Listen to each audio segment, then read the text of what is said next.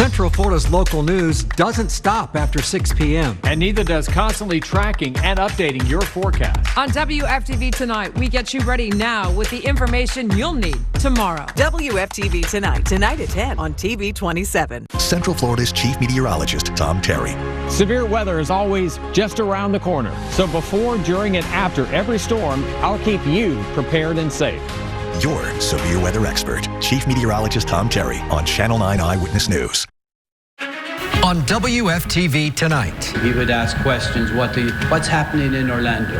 What are the people thinking? Central Floridians are sharing their memories of Pope Francis in the wake of his death this morning. Plus, the tributes pouring in around the world this evening as the Vatican looks forward and prepares to select a new pope.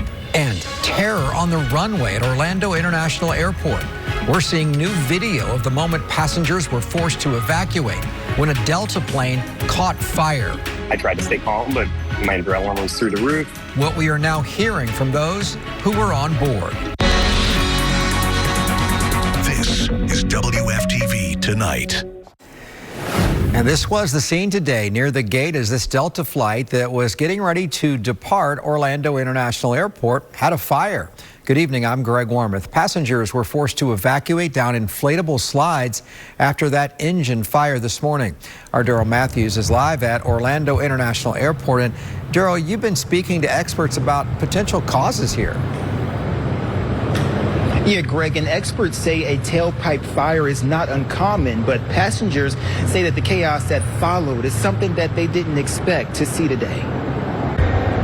Now, Delta says that its crews are now examining that aircraft. The FAA is now investigating the cause of this fire. Airport officials say 3 people did sustain minor injuries, and all passengers put on another flight to Atlanta.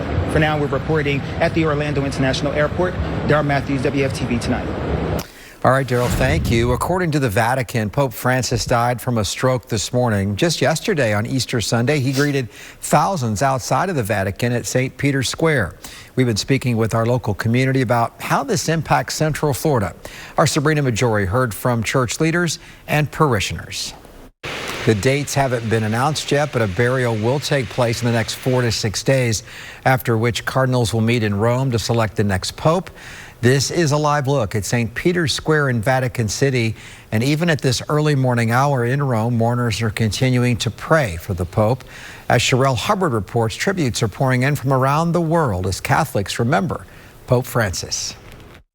Pope Francis's death comes weeks after he was released from the hospital after battling double pneumonia. His death triggers the start of 9 days of mourning, and the conclave, which is the secretive process of picking a new pope, is expected to begin in 15 to 20 days. And we will continue our coverage of the death of Pope Francis and the selection of the next pope. You can get all of the latest updates on WFTV.com or on the WFTV mobile app. Happening now, a brush fire burning in Brevard County, and look at these flames. This is a live look at what is called the Davis Fire, and it's an inferno. This is currently burning in Palm Bay, which is the largest county in Brevard, largest town in Brevard. The Florida Forest Service now has this fire listed as 100% contained and is currently consuming about 5 acres. It, with this darkness of night, is impressive. No structures have been threatened by this fire, but again, this is a live look at Palm Bay, which is our largest city in Brevard County, and folks there have called in to report the smelling of smoke. It is quite smoky out there tonight, and this is the reason. Let's get on over to certified meteorologist David Heckard, who is monitoring these current conditions. David, you saw those flames, and this is just kind of a daily occurrence for us. Yeah, unfortunately, it's going to be like that, Greg, likely for the remainder of the month, unless we get some very significant rainfall out there. And kind of get your bearings here as to exactly where this is in Palm Bay. So right here's the heart of Palm Bay. The silver line you see, that's I-95. So it's sitting west of I-95, and a lot of the smoke plume kind of working its way westbound. So some of the worst of the smoky smell is going to be, say, in southwest and southern sections of the Palm Bay area. If you live on the north side of Palm Bay, you probably won't really smell the smoke, but you saw from those live images quite the brush fire there, and that's going to continue for the remainder of the overnight. Tomorrow, the fire danger threat's really confined to our inland areas, but it remains in this orange shade, which is a high threat for fire danger, and this again is going to continue over the next several days. I'll be back. We're going to talk about any rain chances for the rest of the work week and what to expect as we get towards next week, where there may be some bigger changes. Greg, that's coming up in 15 minutes. All right, David, thank you. There has been an arrest in a cold case in St. Cloud. We watched a 72-year-old Apopka native, Gene Stoller, was escorted by detectives this afternoon in handcuffs.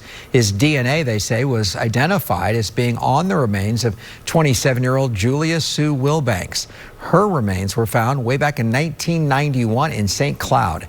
We asked if he had anything to say to her family. And Mr. Gene, do you have anything to say to the family of the victim? No, sir. I said it again 1.9 trillion times. More likely that the DNA came from Mr. Stoller than another individual's. This afternoon, he was taken to the Osceola County Jail. Stoller was charged with the murder of Wilbanks. Tomorrow, another hearing is scheduled for the man accused of murdering 13-year-old Madeline Soto. Stephen Stearns is accused of killing Maddie and driving her around in his trunk for hours before dumping her body on the side of an Osceola County road. His hearing is set for 11:15. Any new developments, we'll of course bring those to you on Eyewitness News at noon. The stock market tumbling again today as worries about President Donald Trump's trade war cause investors to pull further from the U.S. markets.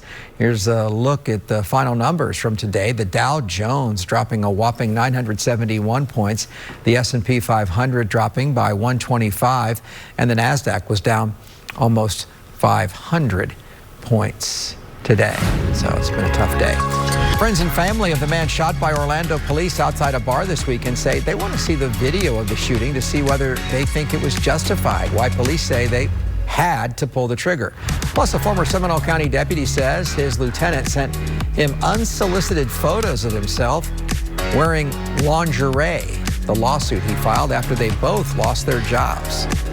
A warm start to the work week out there, and it's a warm evening as well here at 10 o'clock. I'm tracking temperatures we head into your Tuesday, and the very latest on any rain chances on the horizon. Sky Witness 9 on Channel 9 Eyewitness News, bringing you closer to the scene during live breaking news. Sponsored by Attorney Dan Newland.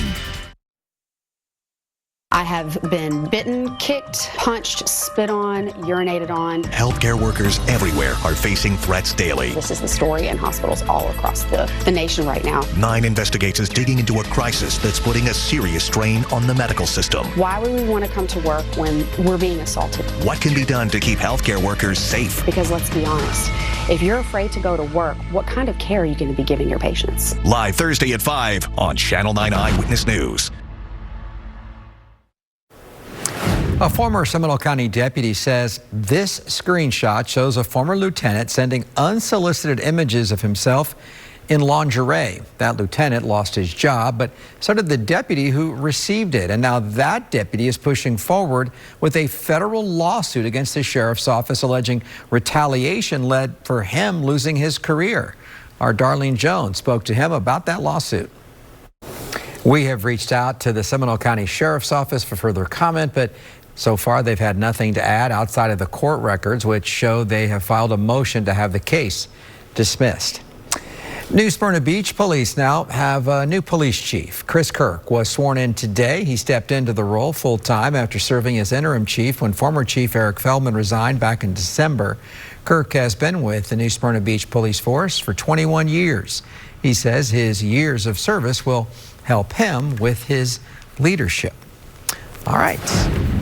What is going on with this hot streak? And it's so early, it feels, to have it this hot and this dry. It is, and a lot of people start wondering, is this the beginning of the end of the nice weather? I don't think necessarily that's going to be the case. Still some time to get some cooler weather in, but that window is closing. And Greg, I don't see that cooler weather arriving, unfortunately, for the upcoming week ahead. In fact, live look outside over Lake Eola. Warm day today. OIA got to 89 degrees, and we're still quite warm outside right now. It's 73 still here at 10 o'clock. So if you're able to walk the dog, no reason for the jacket at all. Still a bit breezy as well, southeast at 11, but those winds will begin to lay down here as we head later on into the late evening and overnight. Latest update here on early warning Doppler, and I got the regional view here. A little bit of light rain shower activity in the central Gulf. Bigger storm system back here in Louisiana and Mississippi, but a big ridge of high pressure firmly cemented right over us. So that's going to keep all this activity well towards the west and eventually push it off towards the northeast. No significant rain chance for tomorrow, but we'll kind of plan out the day for you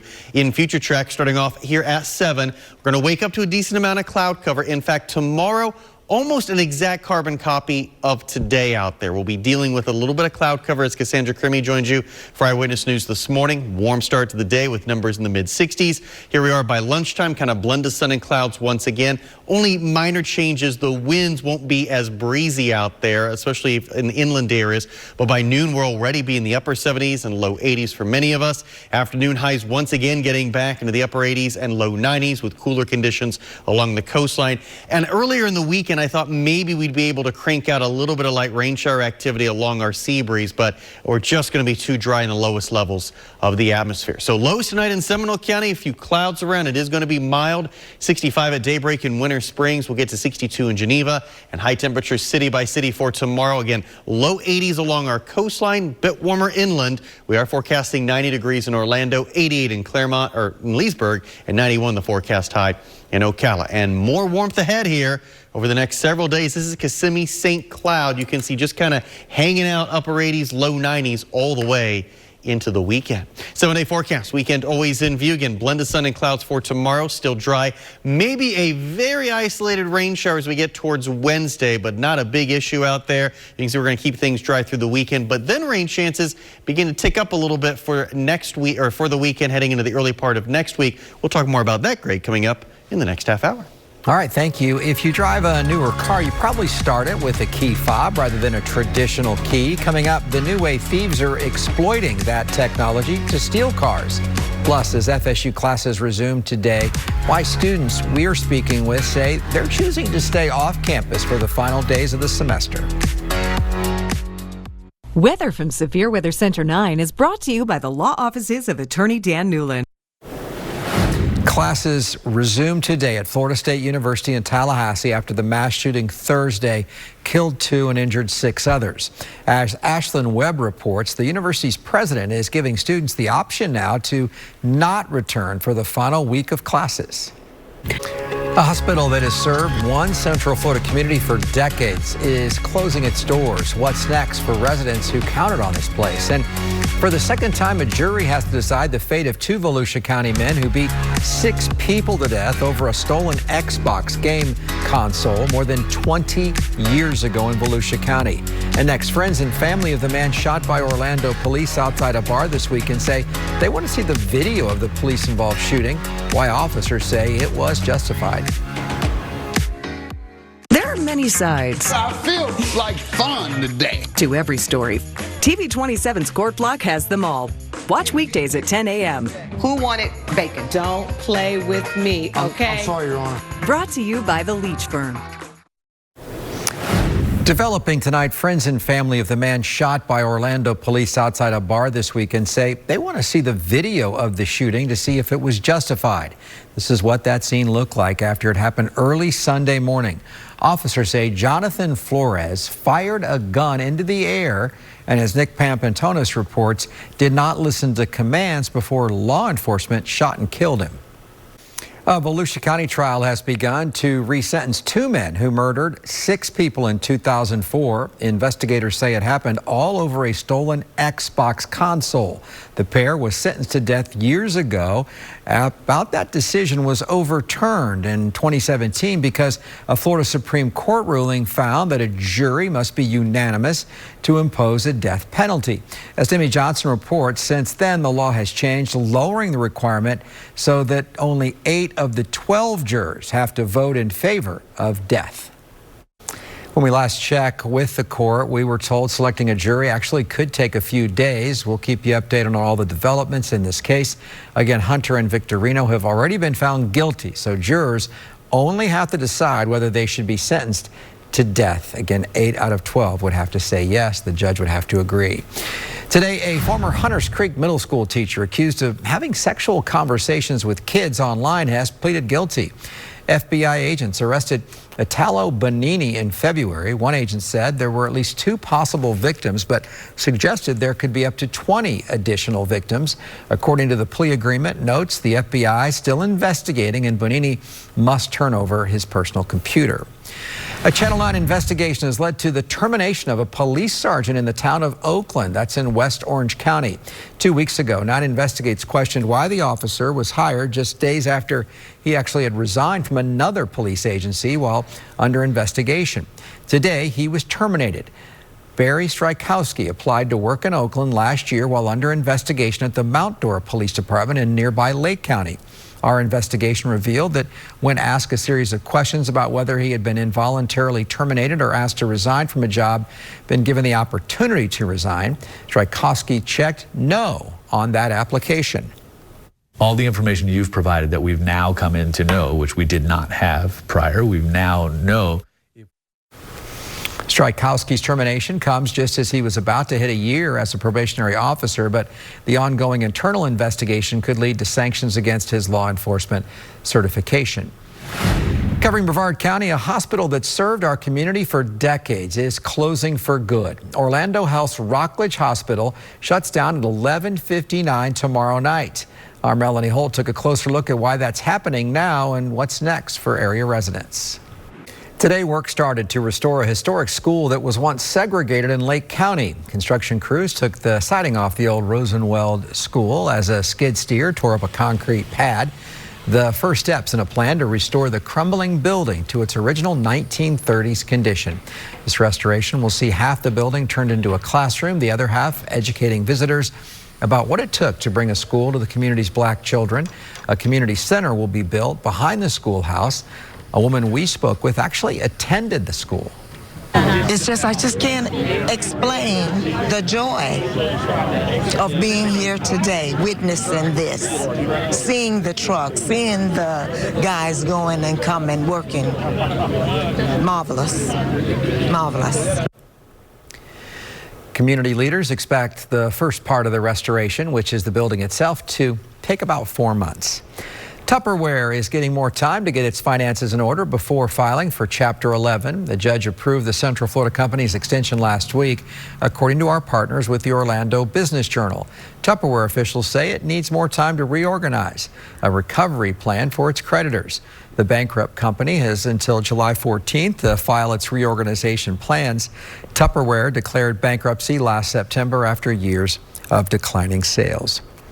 A local Amazon distribution facility announced it will be laying off workers in the next couple of months. JLL Incorporated will cut at least 86 jobs at the Lake Nona distribution facility due to Amazon selecting a different staffing contractor. Officials say affected employees are contractors who are not represented by a union. The cuts do not impact direct Amazon employees. Covering the theme parks, there's a new Lynx bus route that goes to Universal's Epic Universe. Link 311 now stops at the park's charter bus loop. Some trips will also stop at the Universal Helios Grand Hotel. There have been some minor schedule changes to adjust for the new stops. Epic Universe is currently in previews. It officially opens May 22nd. And some changes coming to Galaxy's Edge at Disney's Hollywood Studios, but you'll have to wait a year to experience it. Starting May of 2026, Millennium Falcon Smuggler's Run will allow guests to control the iconic ship like never before. Riders will be in control of their own destination, leading to potential new scenes and destinations. Another update will allow the engineer to communicate with groups during the mission as well. There is a new warning for anyone with a vehicle key fob. Next, the new way car thieves are able to quickly and quietly steal your car. Quiet and warm evening outside across the area. Live look right now on Daytona Beach, showing some clouds, but pretty quiet conditions. I'll be back with high temperatures city by city for your Tuesday, and we'll go a little bit more in depth on a potential pattern shift heading into next week.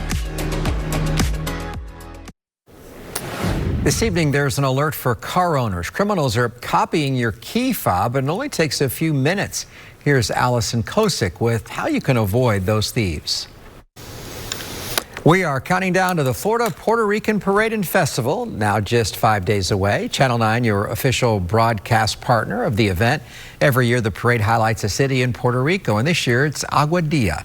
The city is known for its surfing on Crash Boat Beach. And this year, the city is celebrating 250 years. And over that time, the city of roughly 60,000 residents has grown into a wonderful local economy beyond just tourism. Again, Channel 9 is the official broadcast partner of the Florida Puerto Rican Parade and Festival. It rolls through downtown Orlando this Saturday, April 26th. And you can watch it live from 11 a.m. to 1 p.m. Saturday right here on or over on Channel 9, or as we say in Spanish, Canal 9. All right, warm weather sticking around, and so are some sunny skies. Although tonight it was a little bit weird, gray, and I thought, yeah, kind of a milky sky is yeah. what I call it. Yeah, and we're going to be dealing with that. It looks like again tomorrow, a blend of sun and clouds out there. We'll take a close look at temperatures heading into the afternoon hours and why we're a little bit more optimistic about some rainfall. That's coming up in 30 seconds. My husband and I were badly injured by a reckless driver. Our attorney, Dan Newland, got us $900,000. Thanks, Dan. My father and I were involved in a very bad wreck, and attorney Dan Newland got us $1 million. My mom was crashed into in Melbourne, and we called attorney Dan Newland. Dan won her case and got her $750,000. Thank you, Dan. Involved in a car accident? Call me now at 407-888-8000.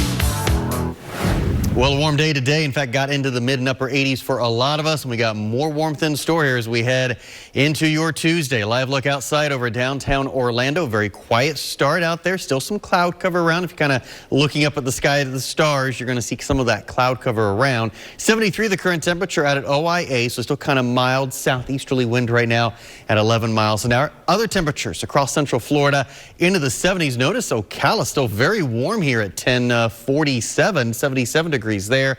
We're 75 in Claremont, 72 in Sanford, and good evening Titusville temperature there of 72 degrees. So Baldwin Park for tomorrow, again, very similar to what we saw today out there. We'll wake up with temperatures in the 60s by 10 a.m. Numbers already in the mid 70s. Kind of a blend of sun and clouds to partly sunny skies throughout the day, but no real rain chance out there. Will be 81 degrees by lunchtime, and afternoon highs there in the east side of the city, making it into the upper 80s. Let's go city by city. Pinpoint high temperatures in your community for tomorrow. More of a partly cloudy sky with cooler conditions at the coast once again. We'll get to 80 Cocoa Beach, 81 in Edgewater, but 87 the forecast high in Pearson. In Metro Orlando, another warm afternoon anticipated. We'll get to 88 degrees in Apopka, 88 the forecast high in Lake Nona. And our inland areas, I think a few more areas here may get to about 90, 91 degrees for a high. That includes Denellen with a temperature there of 91, 89 the forecast high in Davenport. So what is going on? Why is it so warm and why is it so dry? So if we go up into the upper levels of the atmosphere, there's a big ridge of high pressure that's just kind of sitting on top of us, and it blocks any cold front that tries to kind of work its way into the state. Now the ridge begins to weaken a little bit as we get towards Wednesday and Thursday, but it's still strong enough to keep that blocking effect in place. And in fact, it kind of rebuilds itself just a little bit here across the southern U.S. as we get in towards the lighter part of the week. But something else is going on up towards the northwest, and that is this area of low pressure here, again in the upper levels of the atmosphere. What that's going to do is kind of cut down on this ridge and finally allow some of these cold fronts to get into the area. What does this all mean? Next week, we're probably going to be talking about above average rainfall here across the southern U.S.